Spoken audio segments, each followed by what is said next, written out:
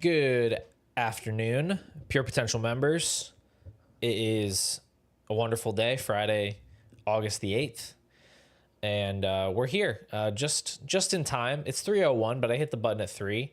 Chris was here in the chat first. He says hello. He also says, hope you're ready to get smoked in golf. I'm not ready at all. Chris is coming to visit along with a couple other friends tomorrow. He's driving up to South Jersey, and we are going to play some golf, but I don't think it's going to go. I don't think it'll go terribly well for me, but I'm looking forward to it nonetheless. We've got Luke in the chat with a good afternoon. We've got Austin here with a how's it going.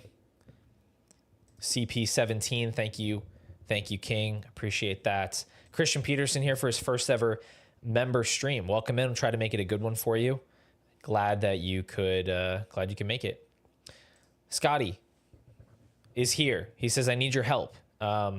Obviously, I would do anything for you, for you, Scotty Disco. So what's the deal, man? Let me know what you need help with, and we'll get you set right up. Austin says, I heard you broke 80. Is that true? Yeah, I've gotten way above 80 every single time that I play golf. So if you mean breaking 80 in that direction, 100%. And Hunto is here too. W's in the chat. Good turnout for this afternoon. We're going to be roasting the rankings, which is not really that accurate. Really what it is, if you're in the Discord, you saw, I'm going to go over a couple of players that are like back to back in the rankings and try to come up with a coherent answer for why I have one ranked over the other. I didn't take very many notes, so this is kind of just off the dome. Like, I'm not getting into many of the, peripheral metrics or whatever, but just sort of the finer points of why I would choose between one player or the other. You guys can certainly tell me if you think I'm wrong, but we'll go into those. If depending on how much time we have, I might pull up a couple more of my rosters and just kind of talk through what I'm thinking in the same way that I did with Jacob Sanderson the other day. You guys can chime in and tell me what you think I should do with those teams. I've been trying to find time to sort through my portfolio a little bit before the season, so kind of kill two birds with one stone. But yeah, we'll get into it shortly. Scotty here has his follow-up message. 10-team half PPR startup, gross.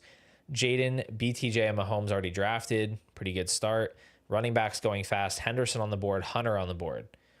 Okay, so the question is, can you take Henderson over Hunter in a 10-team half PPR startup? I assume that's the whole question. Should you take Henderson over Hunter, knowing that the running backs are going fast? I kind of think that you can do that because, first of all, it's half PPR, obviously. So that's going to hurt. That's going to hurt a wide receiver more than a running back. And then I think there's an additional layer of scarcity with elite running backs in shallow leagues where there's only so many of these young elite running backs that can win your league. And even if Hunter hits, let's say, 85% of the range of outcomes, he's still not going to be as scarce of an asset as Henderson hitting 85 to 90% of his range of outcomes, where if he can be a 23, 24-year-old running back providing 18 points per game, that's just going to be more scarce. So I think it's doable. I don't know for sure if I'd pull the trigger unless it was actually me sitting there on the clock, but I don't think I don't think there's a wrong answer there between the two in that situation. Nikolai, please, this is not something that I could say to my wife. I don't think that would go over well for me if I said I need to buy more expensive clubs.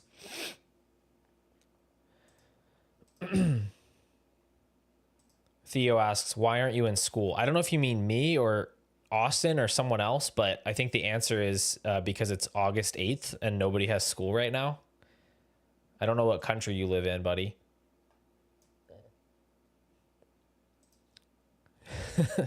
Dizzle Gizzle. I'm currently in a startup draft and we're past the first 12 rounds. What players should I be looking for right now and in the later rounds?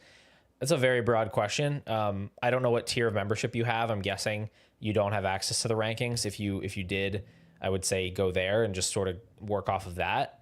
Honestly, don't know off the top who the best options would be in that range. If I just pull up the startup ADP real quick, round 12 team league, you're looking at Juwan Jennings, Jalen Milroe are guys that I like, Kyle Williams, Darnell Mooney, Stephon Diggs.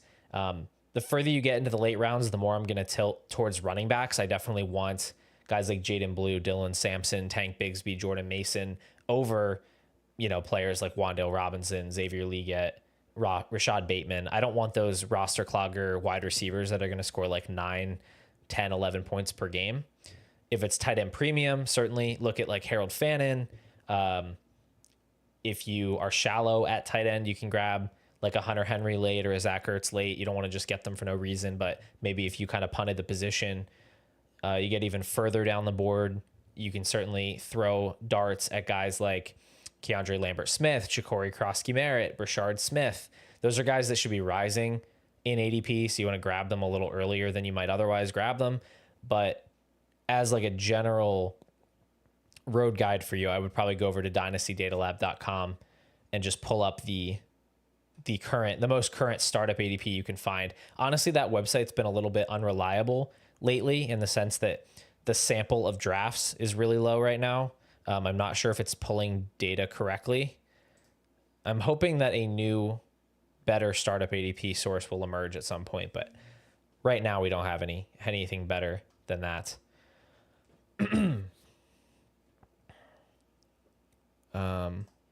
Austin, I'll get to this question in just a second.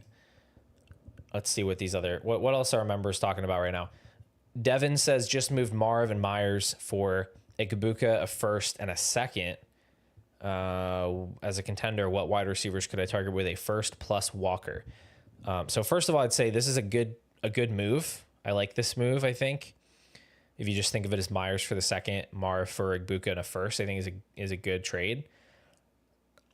And then what could you get for Walker and a first? I mean, I think Walker's kind of undervalued, and so it's tough right now to say what you could get. I feel like most of the wide receivers you could get are kind of in the range I don't like very much. Like, I think you could definitely get A.J. Brown, but that almost feels like an overpay for A.J. Brown. I think you could try for a Ted McMillan, a Travis Hunter in full PPR. But I think where I would be looking first would be Ladd McConkey, would be my top target there. Maybe you have to add a little bit of extra, but I'd be willing to do that. Hunto asks, a good rule to prioritize elite running backs in half PPR. Would it be a difference between Achane versus Nico? Not that big of a difference. I mean, I still want those very elite wide receivers in half PPR. It's like once you get outside the really elite tier, it becomes difficult for the wide receivers to keep up because the running backs, they get so much volume. It's just, you need the wide receivers to be getting a lot of volume, and you need them to be able to score. Generally, you want them to be able to score a lot of touchdowns, but no, it's not such a stark difference that I would change, Achane over Nico or anything like that. And in general, I'm not looking to move off of the top wide receivers in half PPR because I think that their advantage is not. I don't think the advantage of those guys is reduced really relative to the rest of the wide receiver position.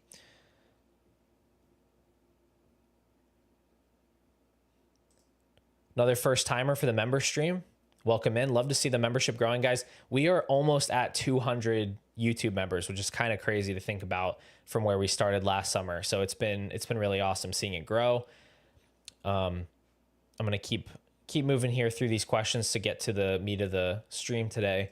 CP17 asks, or didn't ask, but just says, traded away Quinshawn for Monungai and a 26 first this morning. I mean, that's great. I think if you can get any first right now for Quinshawn Judkins, you should take it because we just don't know what's going to happen. Even if this situation was to get resolved and we got definite word that it is a 6-game suspension, even if that was to happen, I still think I would rather have a first because we simply don't know what's going to happen with Samson getting all these reps. Like, if they're both coming in at the same time, it's totally fine to say Judkins has the draft capital advantage. He's going to get the priority from the team. At this point, though, Samson's been there the whole time. Judkins hasn't been there at all. He's already been causing problems. He's not under contract. If he gets a 6-game suspension and Samson gets an extended audition, if he's good, I don't think there's any world where Judkins comes in and becomes the type of workhorse that people thought he could become. So I think he's just a fundamentally different bet as a player now, regardless of what happens. So I think he's I think he's a very fake buy low right now. I don't think he's a good buy low at all. I'm inclined to move him even further down in the next rankings update, not higher. So, Jason Hall, who are your top 5 backup quarterbacks? That's a good one.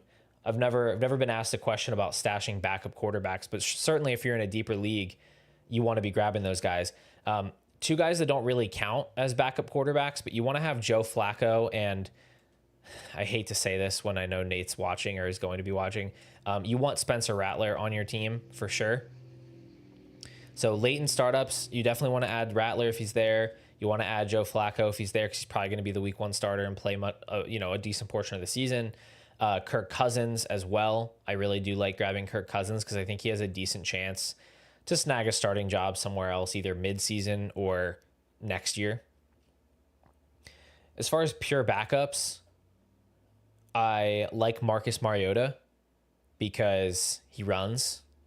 And that's really it. I mean, he runs and he's like competent enough to manage the Kingsbury style offense. Like he ran that type of offense when he was at Oregon way back in the day, this sort of like air raid spread out offense. So I think we saw him have a decent game last year, the one that Jaden Daniels left in the first quarter. I think he's kind of a plug and play option if Daniels was to get hurt. So I like him. I honestly don't hate stashing Mac Jones because I think the Niners offense is just so catered to him. Like I think it's fairly foolproof. I think he would be immediately like a low end QB2 if Purdy were to get hurt. So don't mind Mac Jones. Joe Milton is kind of interesting. He tends to go higher than he probably should. But like just knowing that Dak Prescott has gotten hurt a few times in the past few years, Milton has some upside. He's a young guy. I like him as well. So those would be some backup quarterbacks to keep an eye on. Kevin, welcome in to your first live stream. Let's get into the real stuff here. Obviously, questions still welcome, but let's get into the real stuff here. We'll start with some of these rankings conversation. Oh, no, sorry. We're not going to do rankings conversations because we need to check the thing that Austin asked last week that I didn't get to. So Austin, one of our league winners, says, I'm struggling with how to turn this into a question. Okay. I find that in my leagues, my teams right out of the startup are above average in value, maybe having 2 firsts and 2 seconds in 2026. Because of this, my team is slightly below average or right around average from a contender view, and I can't get near fair value for my picks. They also tend to be somewhat top heavy, and I find it impossible to trade for average starters like, James Conner or Jacoby Myers. So I have guys like Colby Parkinson and DeAndre Hopkins starting. I know I should cruise into the year like this, but it feels dumb to go into matchups as an underdog. I don't want to throw away the season out of stubbornness. So, yeah. So, I mean, I think the way that you're approaching startups, if you're coming out above, like in general, unless you're playing with really, really dumb people, you're going to have a pretty even spread of value coming out of a startup. And so to be in that top half, to have some extra picks, I think is a really good thing. I think it's a good place to be. But obviously, like you said, it can come with these pitfalls of like, if you've consolidated into having multiple star players in the startup, and then you've also traded some things away for picks, you could have a weaker lineup. Now, that being said, if this is like a start 9 or start 10 league, I don't know how you're in the position of playing those types of guys. Like you'd have to be trading away a lot of your picks to do that. But just in general, I think there's probably a middle ground between having to get legit starters before the season and not starting guys that are literally going to give you 0 points. Like Colby Parkinson's not even a real player. DeAndre Hopkins is going to score like 5 points per game this year. So I think there's got to be a way we can get something better than that, but not necessarily saying you have to be able to go out and get the best flex options. You have to get James Conner. You have to get whoever else, Jacoby Myers or whatever. There's got to be a middle ground there. You know, can you go after a Darnell Mooney? Can you go after Cooper Kupp? Can you go after Aaron Jones, Tyjae Spears? I don't know. I think you should be able to get somebody, and certainly I think you can mobilize one of those seconds to do it.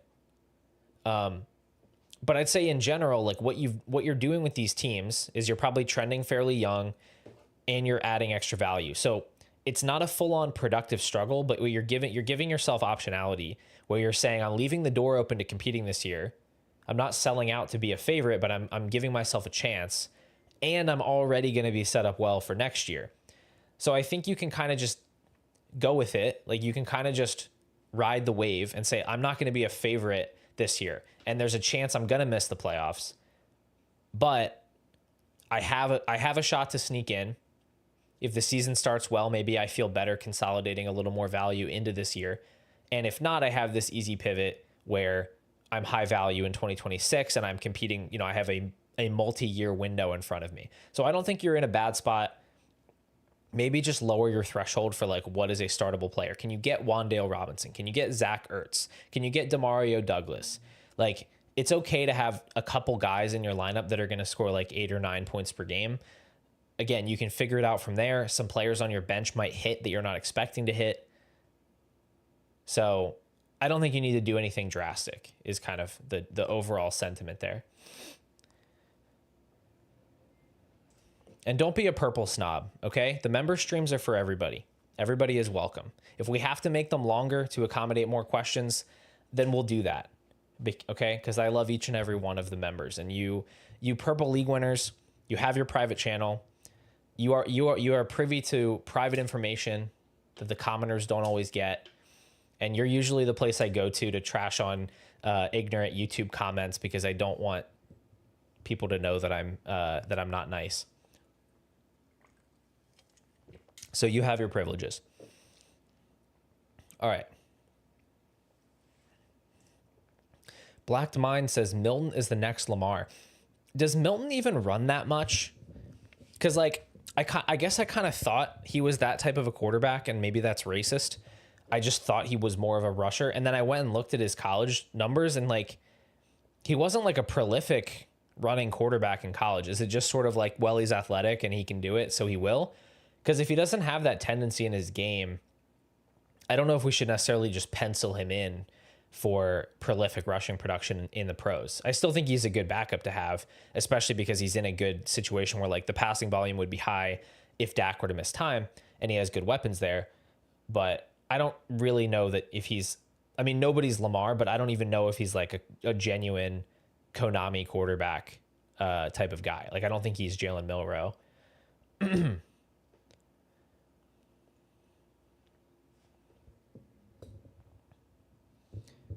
All right. Devon says, would you sell Samson for a second right now? Man, that's a tough question. I mean, so I've got him ranked in late 2. So I think the answer is yes. Most likely I would trade him for a random future second. But it's unfortunate because I feel like if we had news, like, most likely Judkins doesn't play the beginning of the season. And if he doesn't play the beginning of the season, I think you have a little bit of a free roll on Samson's value where you're going to get at least 2 or 3 games that you can just sort of see what he does. And you can probably still sell him for a second after that. And so it might be worthwhile to just kind of wait and see what happens. But like in a vacuum, I would just rather have a random future second, because as much as I thought Dylan Sampson was like kind of a good rushing prospect, and that's sort of the vibe I got from other analysts, he was not a pass catcher in college, and he still plays on the Browns. So like ultimately, he's not that exciting of a player. Like, he's probably not going to play passing downs. I know they said something about Samson being used in the receiving game in training camp. Maybe he gets some usage. I really, really doubt that he's playing in actual passing situations. That's going to be Jerome Ford. The question is whether he's getting maybe some screens or dump offs on early downs, which is possible. But again, it's not this like crazy upside scenario with him, especially given what the team looks like. So I don't think I strongly disagree with the premise that he should be next to Bishal Tootin. Like, they're not the same guy at all. The ceiling case for Tootin is just so much better. At least what I can reasonably project based on what I've seen from these prospects. So no, I don't feel that strongly about him. But I would not blame anybody for not taking a second right now because there is a lot of positive momentum in his direction. Darius Slayton, what are you just listing guys that you can? Are you listing guys that you can start? I don't know what you're referring to here, because I would assume that, but then you said AD Mitchell, who's like the most useless player in Dynasty. So I don't know what you mean, but yes, Darius Slayton is a guy you could certainly play week 1, and I think that would be fine.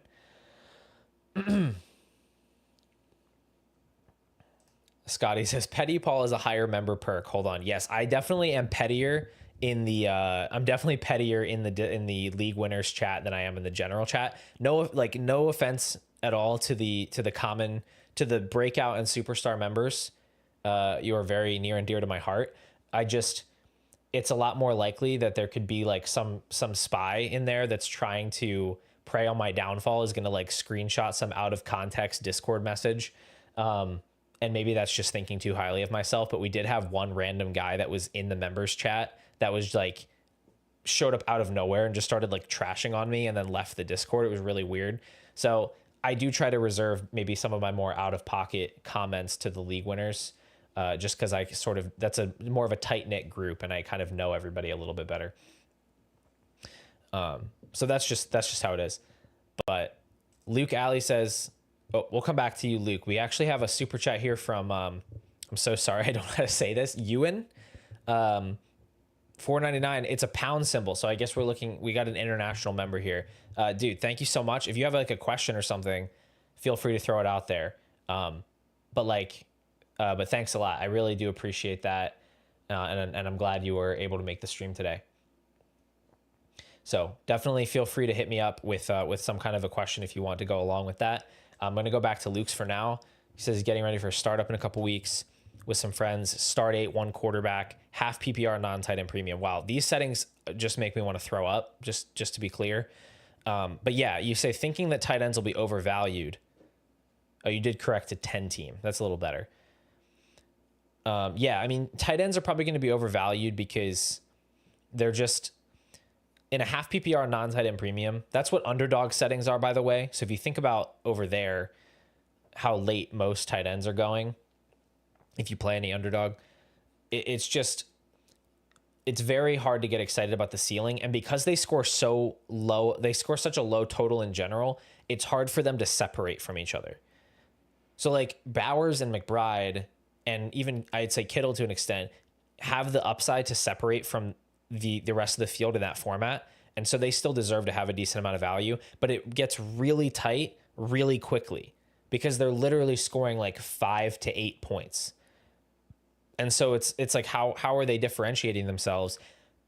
You're really just playing touchdown roulette with the tight end position. So I'm almost always going to be just hard fading tight ends in that format and just taking whoever. Last year, for example, it obviously worked out even better than I expected because Kyle Pitts just didn't do the thing.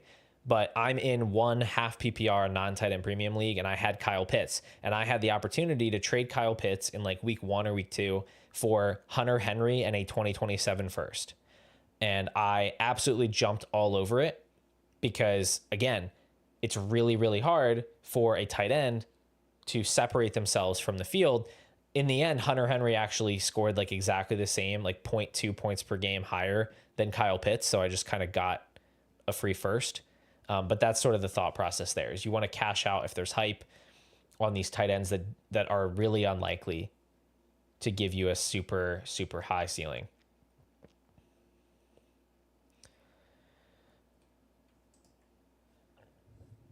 We are 25 minutes in here and I haven't gotten to any of the rankings debates. So I'm going to try to jump in here quickly, but this is an interesting question from Double King. How much extra value would you need to be selling off the best asset in a trade?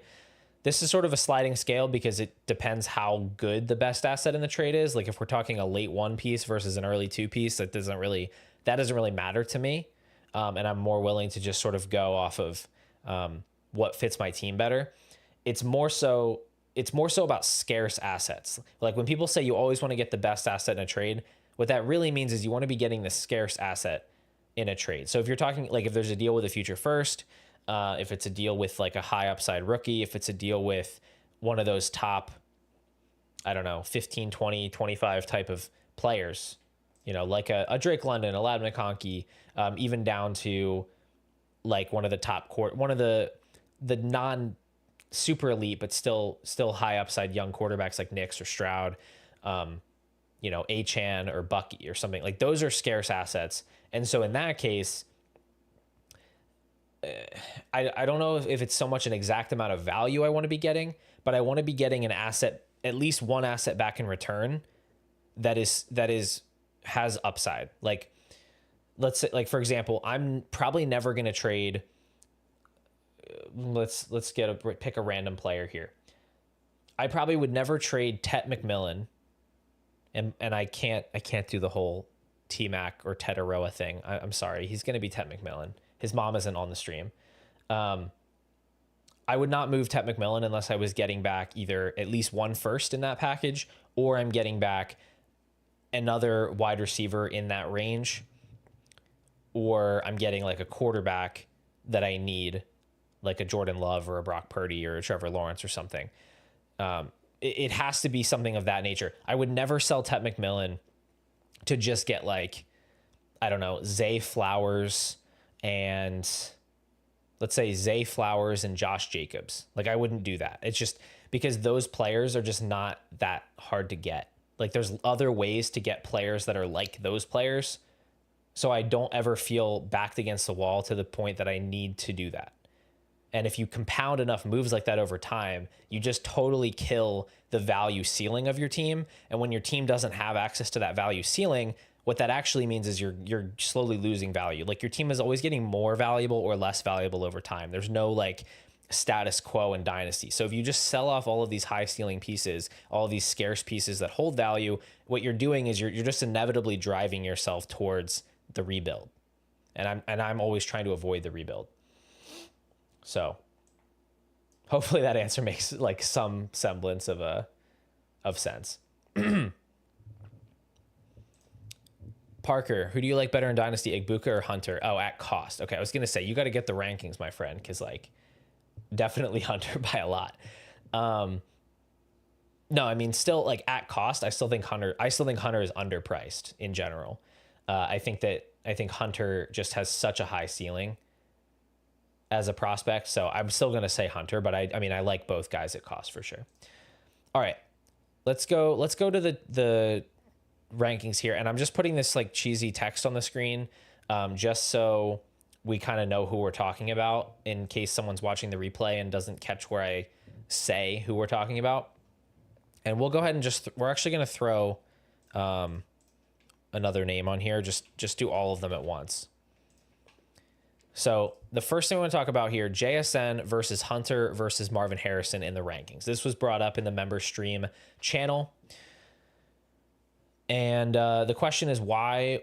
So the way I have it ranked, to be clear, I didn't put them in the right order. I actually have them ranked Hunter, then I have JSN a couple spots later after Nix and Stroud, and then I have Marvin Harrison right after JSN. And so the question is, why do I have them ranked this way? Why shouldn't JSN or Marv be ahead of Hunter? Or why shouldn't Marv be ahead of JSN? All this stuff. So let's start at the bottom with Marvin Harrison, because I really, really struggle with Marvin Harrison. Like even where I have him ranked, which I think from a like logical standpoint, I think is a fine place for him to be valued around 1.5, a little more than 1.5 base first. I really struggle to sink that type of value into him in an actual league, because and when I do team breakdowns, this becomes really apparent when I'm looking at a roster that has Marvin Harrison, because none of mine do. So I never have this problem. When I'm looking at a roster with Marvin Harrison that has other needs, my first inclination is always, why don't you see what you can get from Marvin Harrison? Because here's the thing. He holds value that is not in line with his seasonal projection. I think with rookies, that's okay, because with rookies, the part of what you're paying for is this value insulation, where if they don't produce right away, you get to sort of free roll that a little bit, at least more than you do with other assets. With Marvin Harrison, this guy at like a base level is expected to score like 13 to 15 points per game. And even that is already projecting an improvement from last year, which we don't really have like evidence is going to happen. So basically what I'm saying is we're sort of living on the prospect profile just to give us hope that he can give us like a wide receiver 2 type of season. And if he only gives us that much, he's not going to gain any value from where he is now. So for him to gain value, we actually need to see an even bigger jump where he needs to score like 15 and a half to 16, 17 points per game to become significantly more valuable than he already is as a 2-3 turn pick. There is so much hopium baked into this price, and we have no variables to point to say this is going to happen, because nothing has changed at all about the Cardinals. Kyler Murray is still the quarterback. Pettier is still the play caller. McBride is still there. Nothing has changed except that he gained like 15 pounds. I don't know how that's going to help him with his biggest problem, which is that he cannot make plays after the catch. He's playing wide receiver on hard mode. I think he's a really good player, but the way that the team utilizes him is not designing the offense to run through him. He's being asked to run all these difficult routes, and on those routes, he has to like he's playing like I said, he's playing on hard mode where he's not getting design touches at all. And so even though he's really good and he gets open a lot of the time it's just getting checked down to James Conner, or it's getting design target to Trey McBride, or it's Trey McBride open in the short to intermediate areas. And we need to see a dramatically different deployment for Marvin Harrison to really get excited about the ceiling. So my stance on Harrison is I think he's actually going to be a better buy next offseason, because I think he's going to be cheaper than he is now, because it's really, really hard for him to live up to the expectation. And next offseason, I think we're more likely to see a change, probably not in the quarterback, but maybe in the play caller, if they don't have a successful season in 2025. So that's where I'm at with Marv. He's clearly the bottom of this group for me. And I honestly, if I was going to move him at all, I'd consider moving him behind A.J. Brown and maybe even all the way back behind Saquon Barkley, because I just don't have a lot of reason to believe that we're getting the big breakout season from him. With JSN, looking at JSN, I think it's really important to note that he sort of had 2 seasons last year. He had a big game in week 2, but other than that, he was pretty quiet for like half the season. If you look at the second half of the season, all of his stuff kind of takes a step up. But what happened? So I don't have the numbers in front of me, but a weird thing happened where all of JSN's peripheral numbers improved, but at the same time, the Seahawks passing volume went down in the second half of the season. And I think that was because, why was it? Why was that happening? They had a bunch of games where they like didn't run a lot of plays. I don't know. It wasn't anything like specific. It was just like this weird combination of factors where JSN's peripherals went up and he started to look like a star, but then the passing offense sort of fell off a bit. I think it was maybe a protection issue, just this, that, and the other thing. There's not enough volume in the offense to kind of show what JSN is doing. So I think he scored 14.9 points per game last year. Then we get DK Metcalf out of the building and Tyler Lockett, though he wasn't really an obstacle. So I think 14.9 points per game, that feels more like, I wouldn't say the floor, just because there is some concern with the environment. But what I'll say is I think JSN, like situation neutral, I think is the talent. It showed us he was a good enough wide receiver talent to be a wide receiver 1. If that's a diplomatic enough answer. I think he is capable of earning enough targets and being efficient enough on those targets to be a wide receiver 1. The reason I don't have him ahead of Hunter is because I have zero faith in Sam Darnold and I have zero faith in the Seahawks offensive line. I'm very worried about the situation, and maybe this is too galaxy brain for you guys. The drafting of Jaylen Milroe makes me even more worried about JSN, because if this season goes poorly, I think it's very likely we see Darnold benched late in the year so the team can see what they have in Jaylen Milroe. I think that's a very plausible possibility. And if he shows anything, they're probably not in a position to get one of the top quarterbacks next year. What if they just start Jaylen Milroe next year? And then it's like, if they start Jaylen Milroe, then JSN is cooked. That's the problem, right? Like Jaylen Milroe is not the quarterback you want your wide receiver to have. So I think just the uncertainty around that situation has me leaning towards Hunter, who we'll get to now, and then I'll address some of these chat questions.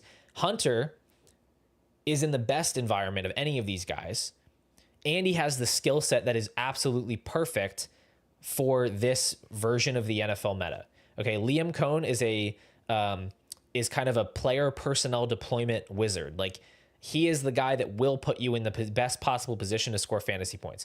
Chris Godwin, if you only counted his slot snaps last year, which was like 52% of the snaps, scored 14 points per game just from the slot. So that's what I mean when it's like, Liam Cohn might be the absolute best play caller in the NFL to have a player like Travis Hunter who might not play every snap, but Cohn's going to get the most out of him in whatever snaps he's getting. And then it's just as far as Hunter as a player, I think he's just a phenomenal player. Like, I think as purely a wide receiver, I think he still would have been drafted top 5, probably to the Jaguars. They wouldn't have traded up. Every single NFL talent evaluator thought he was the best wide receiver in this class. He gets the best draft capital of any wide receiver in this class. And all we've heard pretty much all offseason, and even most recently, is offense is the priority, right? Liam Cohn said, let's say he plays 80% on offense, we'll try to match that on defense. In other words, the first thought is, how much is he playing on offense? And the Jaguars offense is wide open. It's just Brian Thomas. There isn't a single other player on that team that needs to be targeted. Nobody, De'Ami Brown does not demand targets. Brenton Strange does not demand targets. Like, Travis Hunter can come in and soak up as many targets as his talent will allow for. He has a young quarterback on a long-term contract. He has a first-year head coach that is a really good play caller. So there's positional stability here. He has that sort of rocket ship effect of being a rookie where everything that he does is going to affect his value more positively because he doesn't have any priors in the NFL. So for all those reasons, I'm rolling the dice on Hunter and McMillan as well for pretty much the same reasons over those guys. Let me circle back here. Nico says, is there not a world, I should have fixed, hold on, let me fix this. Is there not a world where they give Marv more routes that are optimal to his play style? So that's the thing, though. The routes that they're giving him are optimal to his play style. They're not optimal to his fantasy production, but the routes that they're having him run are the ones. So what you call this is comparative advantage. This is a thing that you should be familiar with. Comparative advantage is like, you might do a lot of you might have a lot of advantages, but you want to emphasize the ones that are the biggest compared to the competition. So like, could Marvin Harrison take a screen pass and be pretty good with it? Probably, because he's good. But the advantage that Marvin Harrison gives you running a deep post or a corner, right? Or some kind of a highly nuanced route concept, a comeback route, the advantage that he gives you on that route is greater than the advantage that he gives you on a screen pass. You can throw a screen pass to Trey McBride. You can throw a screen pass to Greg Dortch. Like, he's twitchy and fast. That's fine. So they are catering the offense to his strengths as a player, in the sense that they are using him for the thing that he does better than anyone else on the team. The problem is that those things are not good for fantasy football. And I don't know that that's really going to change is my concern. So.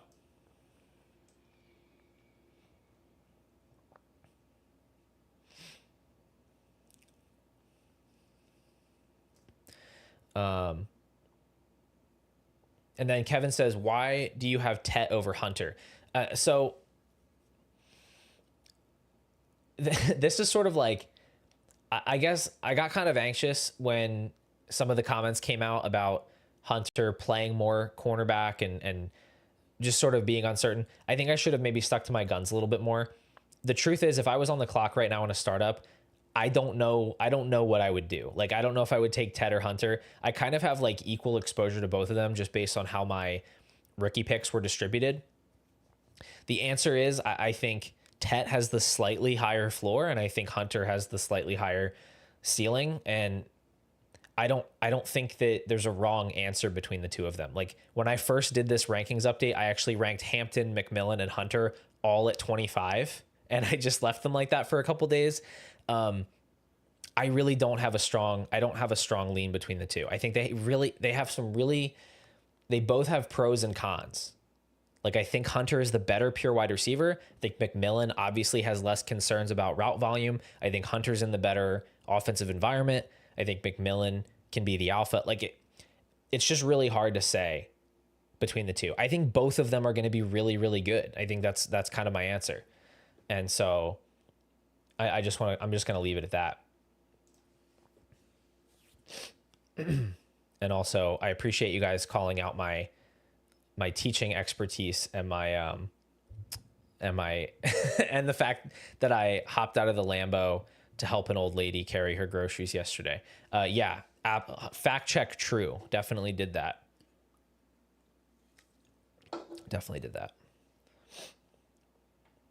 But anyway, I do appreciate that. Kevin, you're right here. No one drafts a cornerback number 2 overall. Isn't Hunter's ceiling much higher with Cone? I mean, I don't know. Like, once upon a time, we thought Dave Canales was a really good play caller. Bryce Young looked decent the end of last year. But yeah, I mean, I'm inclined to agree with you. If we were to get like an 80%, if we actually can get an 80% snap share for Hunter on offense, yeah, I would bet on him scoring more points. But I think maybe another thing worth considering is, like, maybe there's an elevated injury risk with him playing more defense. Maybe he's a little more game script dependent, where if they're ahead in a game, he's playing less on offense because they're trying to protect him, preserve his health. I think there's more unknowns with Hunter. Like, we just don't know exactly how things are going to go with him. Is it possible that this shortens the length of his prime because he plays so many snaps? Like, I think it's just a cleaner case with McMillan. And so I think you can make the case that you just go with the kind of no nonsense top 10 wide receiver who only plays wide receiver. I think smart people that I like are split on this. Like, Ryan Heath is team McMillan. Jacob Sanderson was Hunter over those guys, and then he moved him down in his ranking. So I don't really know where he stands now. I think in his heart, he still has Hunter ahead of those guys. Again, basically where I'm sitting, I don't think this is the type of decision that's going to make or break your team. I think you can choose either. I do not have a strong lean, and that's how I feel about most guys that are back-to-back in the rankings. But yeah, I think you guys are making good points. Like, if you told me it should be Hunter over McMillan, I'd say go for it. And if you said the other way around, I'd say go for it. That's just, unfortunately, not everything in Dynasty can just be, black and white. Here's the right answer. But I would like to jump into another little rankings question here. So let me just change this text. The next one we had was Herbert versus Ladd versus Caleb. So for anybody that doesn't have the rankings, these three guys are back to back to back. They're in the same tier. And the question is, why isn't Ladd ahead of Hunter? Or why isn't Ladd ahead of Herbert? And if he's not ahead of Herbert, why isn't he ahead of Caleb? I think this one's pretty simple for me to answer. I believe Justin Herbert is a top 5 quarterback in the NFL. He has finished as a top 3 fantasy quarterback at least once in his career. I think he might have come close a second time. He has the best cast of weapons around him that he's ever had in his career. He's still very much in his prime age range.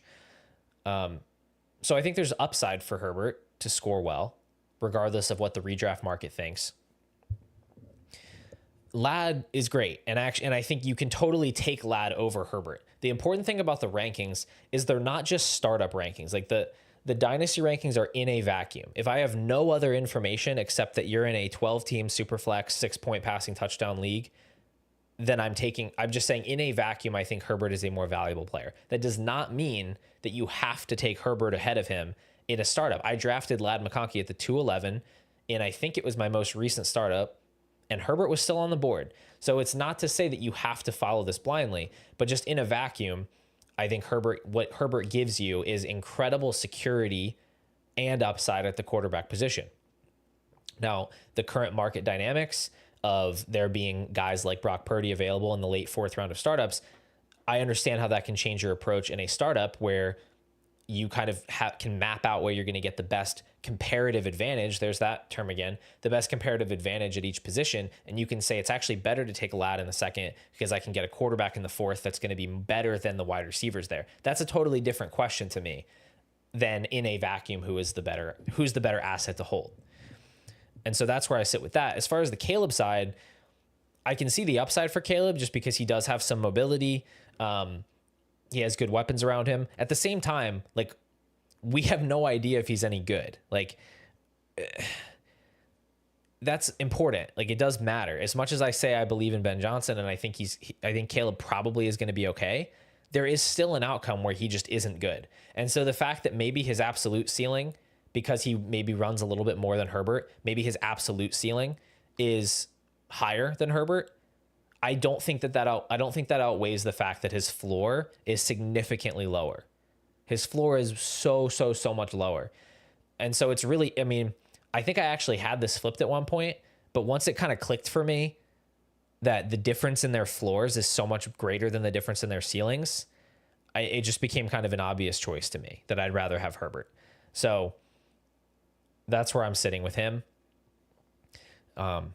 I guess I could understand in certain team situations why you might want to go with Caleb. But again, if we're talking about a vacuum here, Herbert is a very safe player to have. And that does mean something.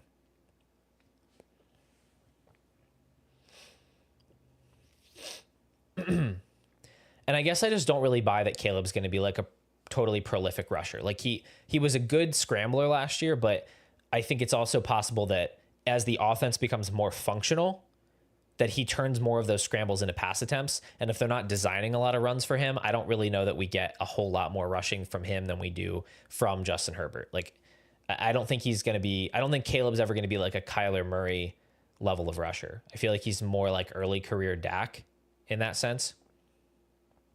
So yeah, I don't know. It's whatever. That's how I feel.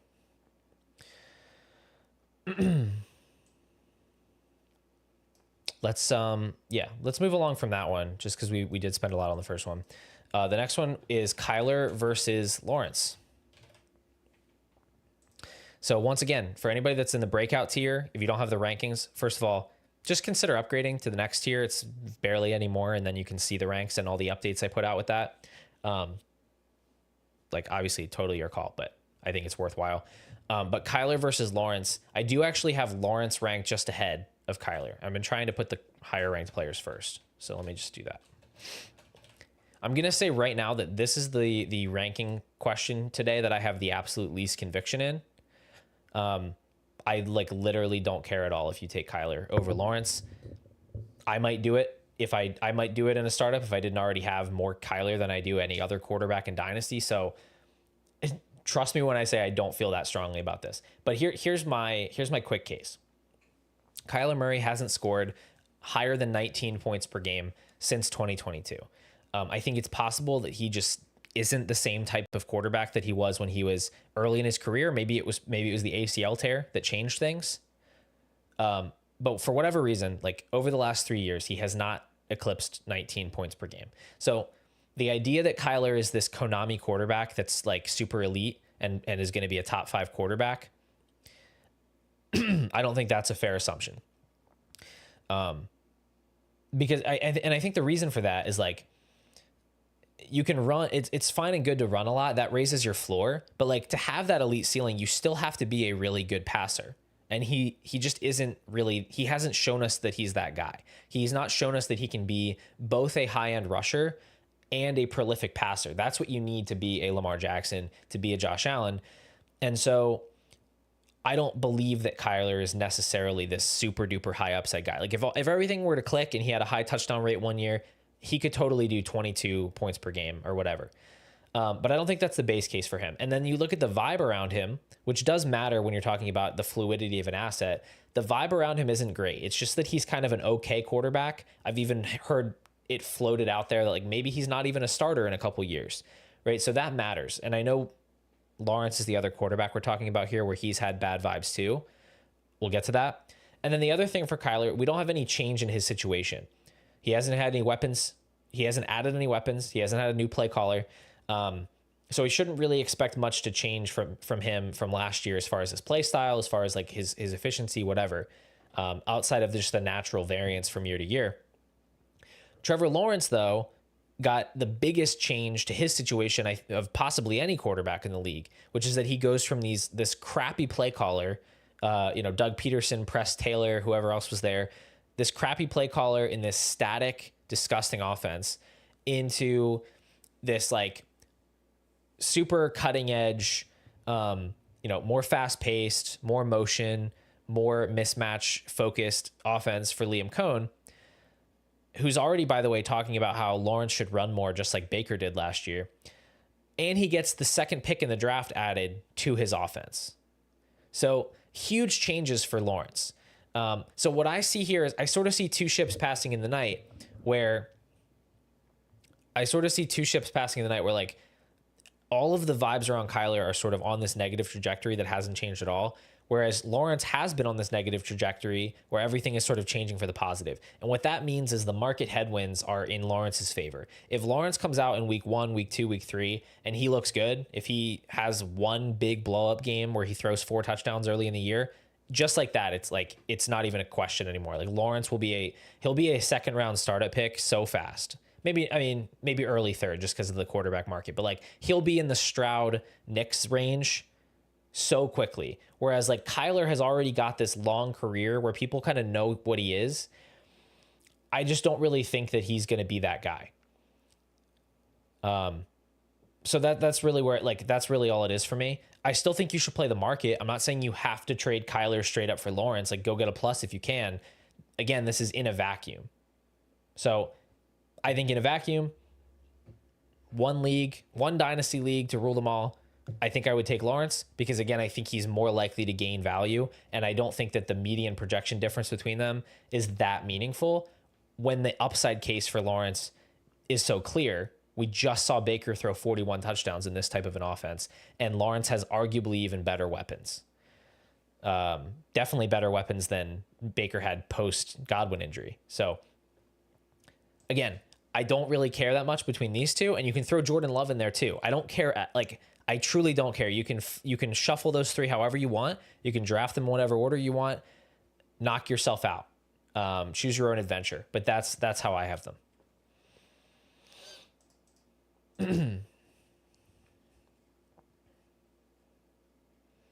And then the last one that we had here for the rankings debates, and this has been pretty fun actually. Achane versus AJ Brown. Maybe we should just make this like a monthly member stream topic in season to make sure that we're like really hammering some of these guys, because it does actually help to vocalize some of these things. I'm becoming more convicted in my stances. Last one is Achane versus AJ Brown, and I screwed it up again. I put the lower ranked player. I have AJ Brown. Sorry. I have AJ Brown ranked ahead of Devon Achane. And Austin wanted to know why. And I need to go see Chris's comment from earlier. What did his comment say? Well, I see you guys talking up the rankings. I appreciate that. Thank you very much. I do try to make them a value for sure. I don't know which comment you want me to highlight, but he did say the rankings are worth it and constantly updated. And they are updated once a week in season. And they're updated bi-weekly right now. So, yeah. AJ Brown versus Achane. Oh, yeah. This comment. Marvin Harrison Jr. is a dynasty right wing slappy. I thought you said left wing earlier. Am I crazy? Oh, no, you changed it. Okay. Yeah, that he's a weird one. I don't know. I can't really figure out like what. It really does feel like he's more of like a boomer player.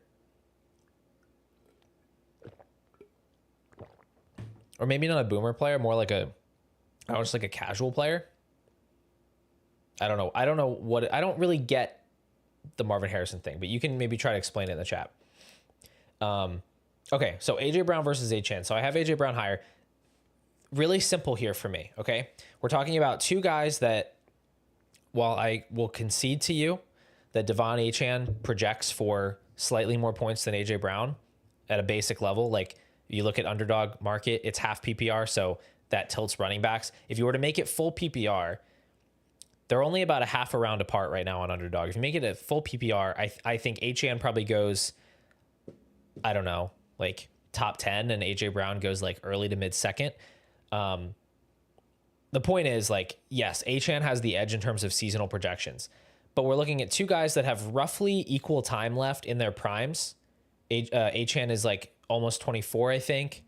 And AJ Brown has just recently turned 28. So you're talking like 2 to 3 more years for these guys within their kind of prime age ranges. But here's the thing. For AJ Brown, most negative externalities, or most of the things about AJ Brown's situation that can change other than his like getting injured would help him. Like if you look at the Eagles situation, right? If Devonta Smith gets hurt, good for AJ Brown. If Dallas Goedert gets hurt, good for AJ Brown. If Saquon Barkley gets hurt, incredible for AJ Brown. If the team starts losing more games, great for AJ Brown. There's almost nothing that can happen that hurts AJ Brown's projection from where it currently is. I feel like he's being valued closer to his projected floor, which is like 16 to 17 points per game. With HN, yes, in theory, he is set up to score a ton of fantasy points this year, but every single thing that could happen for the Dolphins is bad for him. If Tyreek Hill is washed, that means less attention on the deep pass, right? That means more stacked boxes against HN. If he actually gets goal line work taken away because Tyreek Hill said in a press conference he's too small. No, that wouldn't be the reason. But if the team actually feels that way, that he needs a reduced role there, that's bad for him. If Tua gets hurt, really, really bad for him. If the offensive line continues to be terrible, really bad for him. Like, there's not a lot of things that can happen to make us more bullish on HN than we already are. It's like basically impossible. He's being valued. The reason he's even in the conversation with AJ Brown is because of how high his basic projection is. And so when I see that, again, I'm saying in a vacuum, I would just rather have AJ Brown, who I view as like a much more stable asset year over year, even though his projection is slightly worse. And that's different with a guy like Hampton, where I have Hampton ahead of HN and AJ Brown, because I don't see him the same way as HN, where every externality is going to hurt him. He is a first-round rookie running back. He is super safe. Like he's got a multi-year investment from the team. He's got volume locked in. He's on a good team that knows how to run the ball. Like, it's just a different equation for Hampton than it is for HN. And so that's how that sort of hierarchy emerges, where Hampton, I think, should be the clear RB4 in Dynasty because, again, he's so much more insulated, and it's so easy to see how he just soaks up enough touches to be a top 8, top 6 running back even this year is possible. And then AJ Brown, again, I think safer, just more talent insulation, more situational safety. His coach isn't getting fired this year. And then HN, I think, at the bottom of that group with the most fragility. Kevin says, when's the next ranking update? The next ranking update is early next week. So Monday or Tuesday, you will see new rankings drop, and then I'll announce that in the rankings channel. But yeah, early next week. We've got a lot of stuff to check in on as far as training camp stuff. Probably more movement towards the bottom end of the ranks, I would suspect. Nothing we've seen so far would dictate like a lot of major changes. It's more like, where's Keandre Lambert-Smith and Ja'Cory Krosky-Merritt, and where's, do we move Will Shipley up because he's the backup, that kind of thing. So I don't know. I'll figure it out. I'll look into it. I've got a few of the league winners on the watch for relevant news for the rankings, but that's where we're sitting right now.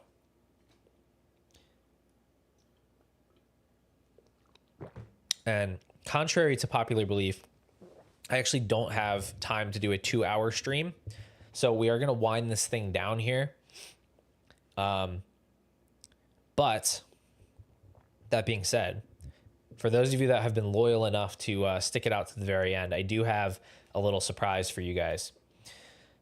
So if you're in the league winner chat, then you've heard me mention a few times that there's a little rebrand in the works for Pure Potential. Nothing about the content is changing. It's still just me. same schedule, same everything. Just I've been wanting to kind of update, really overhaul. It's not really an update. It's like a total overhaul of the branding. Cause like I created the color scheme and the logo and everything like way back when this was a podcast originally. And I haven't changed anything since. And I don't feel particularly attached to it. I don't think it looks particularly professional. So I've been working with a designer to get a new logo created and some new branding in general. And so that's going to be rolled out by the end of August. I just have to get all the kind of the assets figured out as far as like the, I don't know, banners or a new intro or whatever it might be.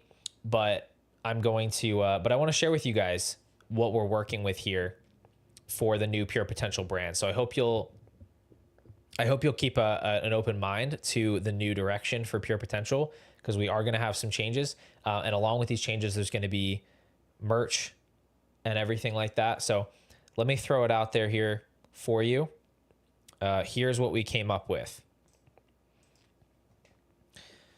This is the kind of the main logo design that we came up with. And there's a couple like variations that will be in use. But yeah, this is gonna be the look for Pure Potential. So we can move on from the lightning bolt. We can move on from looking like a Chargers fan channel. And yeah, we're taking things in a new direction. So I do hope you guys like it. And yeah. So anyway, I don't know. I'm excited to share it. I've been working on it for a while. Not like me personally, like I didn't make this, but I worked with the designer to kind of get it how I wanted it. And I think she did a really good job. So anyway, that's it. I appreciate you guys coming out today. I love PP shirts. Yeah, we'll have to look into that. We'll have to look into that idea. I don't know if I want that associated with my brand, but we'll have to see. But anyway, thank you guys for the positive feedback there. I'm going to go ahead and close down the stream. Hope you all have a great rest of your weekend. And I'll be on the golf course, but of course I'll also be in the Discord. I always am. See you guys later.